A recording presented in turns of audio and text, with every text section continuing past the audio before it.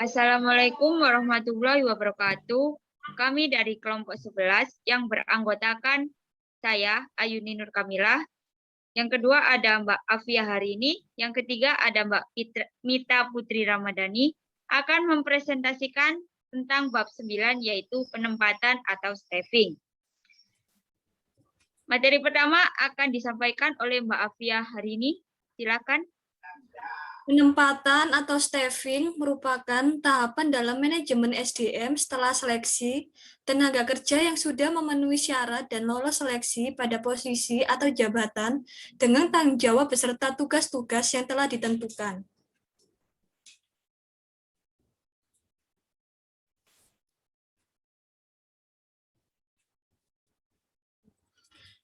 Kemudian ada penempatan terdiri dari dua cara, yaitu karyawan baru dari luar perusahaan. Penempatan karyawan baru disebut orientasi, sedangkan penempatan karyawan lama terdiri dari transfer, promosi, dan demosi. Penugasan di tempat yang baru bagi karyawan lama disebut juga sebagai in-placement atau penempatan internal.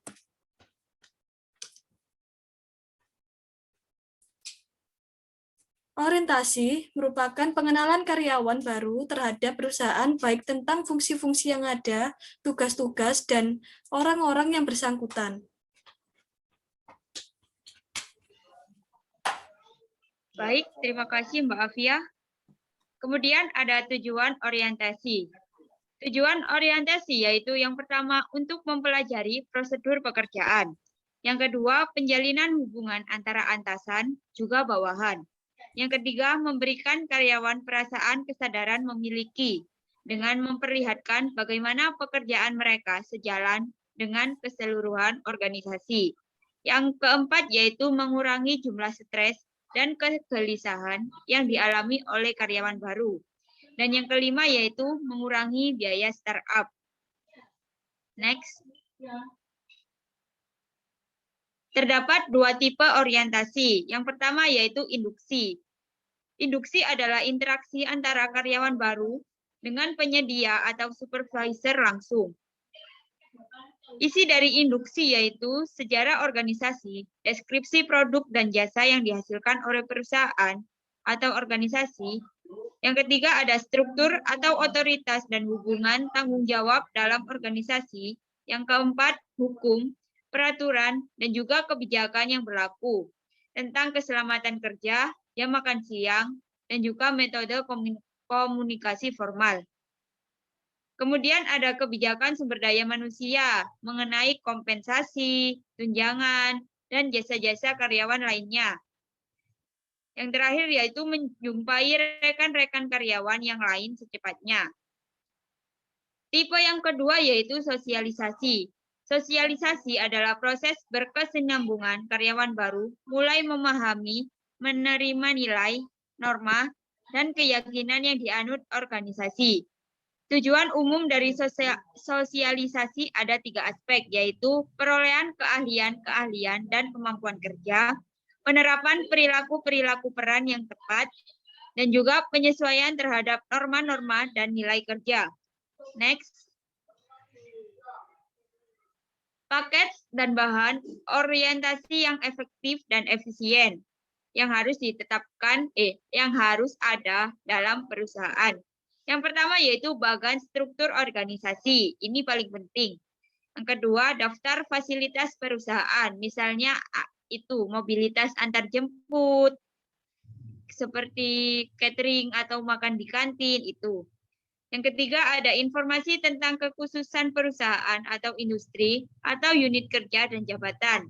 Yang keempat, buku petunjuk perusahaan berisi visi, misi, tujuan, dan harapan perusahaan. Kemudian ada perjanjian dengan serikat pekerja jika ada atau jika perlu. Kemudian petunjuk khusus tentang unit kerja atau pekerjaan atau jabatan yang relevan. Kemudian ada daftar hari kerja atau hari libur perusahaan. Ini setiap perusahaan memiliki kalender perusahaan sendiri. Jadi seperti hari liburnya itu kadang beda sama kalender umum gitu. Kemudian ada daftar kompensasi tidak langsung. Keuntungan atau manfaat dari perusahaan seperti insentif, THR, bonus, dan lain-lain. Kemudian ada belangko penilaian kerja dengan jadwal beserta prosedur pelaksanaannya. Kemudian ada daftar jenis-jenis tugas dan persyaratan kerja lainnya. Kemudian ada daftar jadwal pelatihan yang diselenggarakan perusahaan. Kemudian ada sumber-sumber informasi yang dapat dihubungi. Kemudian ada cara memberikan pertolongan darurat dan prosedur terjadinya kecelakaan. Ini biasanya itu training kayak P3K atau kayak kebakaran-kebakaran, pokoknya tentang safety gitu. Kemudian ada cara memberikan pertolongan darurat, oh udah. Kemudian ada buku, bullet, atau terbitan perusahaan yang paling penting. Kemudian ada daftar nomor telepon pejabat perusahaan yang penting beserta alamatnya. Kemudian ada formulir isian nasabah asuransi bagi pekerja. Kemudian akan diterangkan oleh Mbak Mita. Silahkan.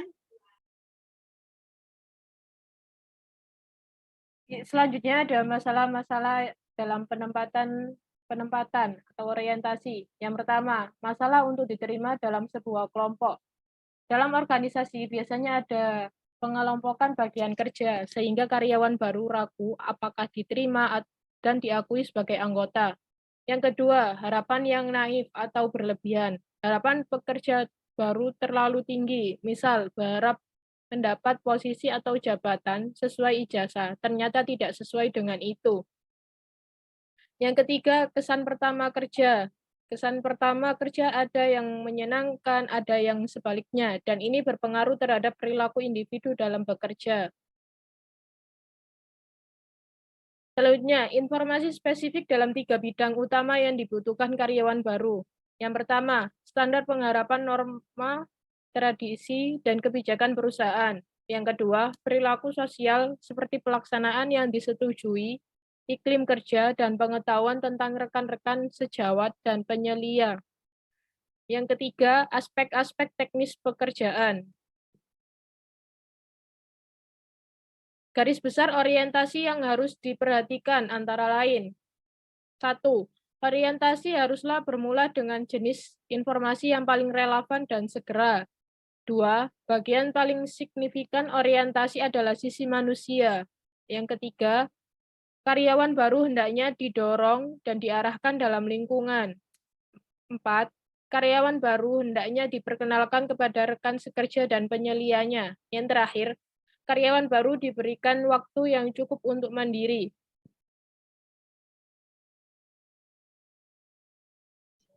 Ya, baik. Terima kasih, Mbak Mita. Next.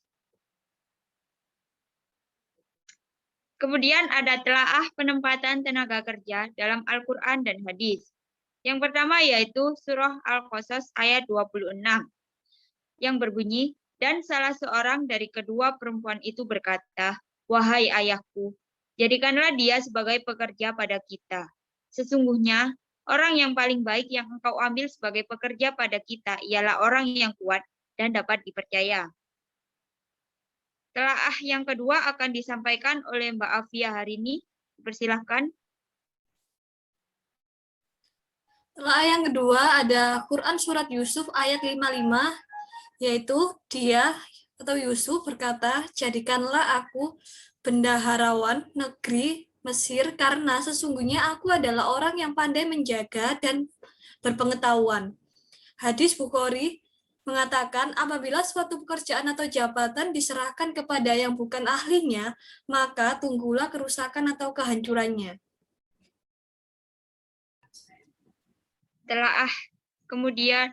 Telaah selanjutnya akan disampaikan oleh Mbak Mita Putri. Silakan.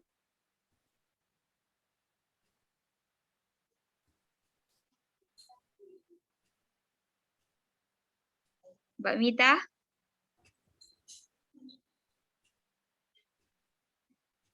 Telaah yang selanjutnya, Quran Surat Al-Anfal ayat 27, yang berarti, wahai orang-orang yang beriman, janganlah kamu mengkhianati Allah dan Rasul, dan juga janganlah kamu mengkhianati amanat yang dipercayakan kepadamu, sedang kamu mengetahuinya.